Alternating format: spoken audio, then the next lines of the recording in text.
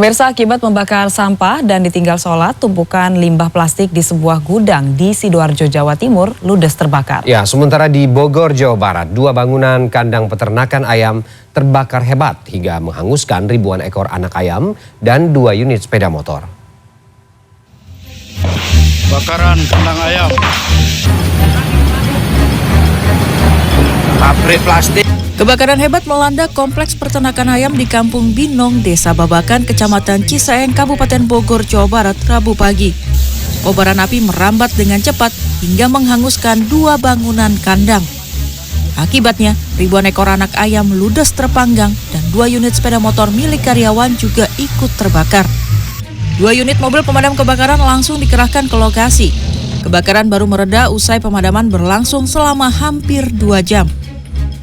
Ada konsleting listriknya awalnya, terus nyamber ada motor kan meledak, jadi cepet gede, terus ada tabung gas, Gitu. jadi cepet gede. Ini ada berapa kandang sih Om yang emang kebakar mungkin? Ini ada bakar 2 ya? sama gudang satu. Dengan total ayam berapa? Pesnya 7.000 2 kandang. 7.000 2 kandang.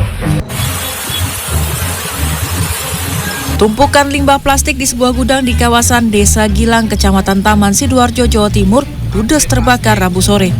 Meski tak menimbulkan korban jiwa, lokasi gudang di tengah permukiman padat penduduk membuat warga sekitar panik. Penjaga gudang mengaku sebelumnya membakar sampah dan sempat dipadamkan. Namun tak disangka, api menyambar tumpukan limbah plastik tersebut saat ditinggal sholat. Di sana tuh bakar sedikit, ya. Akhirnya saya siram. Saya siram sama air, sudah mati. Saya bagian adan itu adan. Sudah ngaji warga ke saya, sudah terbakar itu di sana. Api baru dapat dipadamkan oleh 4 unit kendaraan pemadam kebakaran milik pemerintah Kabupaten Sidoarjo.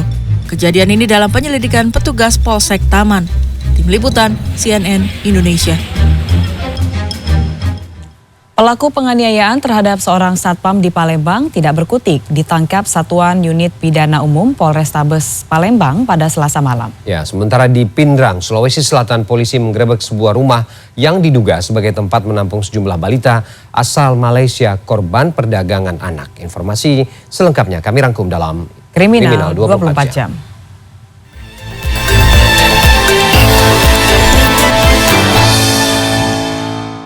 Masuk mobil. Mak, melok apa dulu, Bang?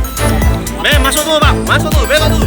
BM, pelaku penganiayaan terhadap seorang satpam di Palembang tak berkutik, ditangkap Satuan Unit Pidana Umum Polrestabes Palembang pada Selasa malam di kawasan 14 Ilir Kota Palembang saat tengah menjaga tempat parkir.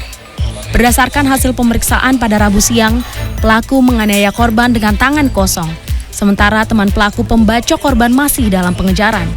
Ironisnya, dia mengaku ikut menganiaya korban lantaran hanya karena diajak teman.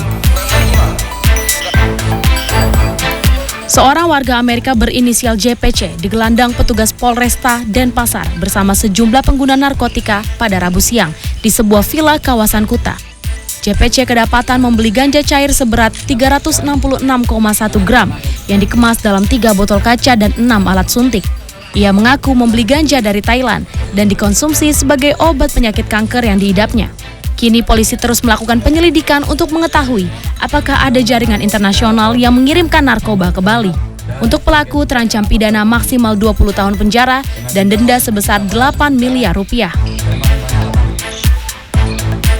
Gus Samsudin bersama rombongan kuasa hukum mendatangi Polda Jatim pada Rabu siang untuk melaporkan pesulap merah yang juga konten kreator Marcel Radival.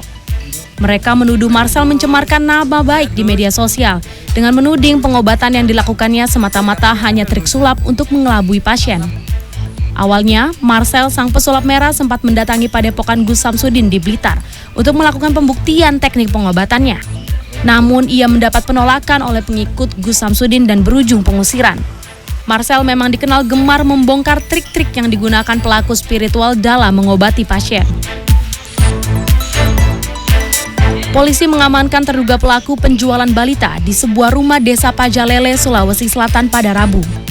Saat penggerebekan, polisi mengamankan 5 balita yang diduga berasal dari Malaysia. Pengungkapan kasus ini bermula dari laporan warga sekitar terkait dugaan adanya transaksi penjualan anak di Terminal Pajalele. 2 terduga pelaku perempuan yang hendak kabur akhirnya berhasil diamankan.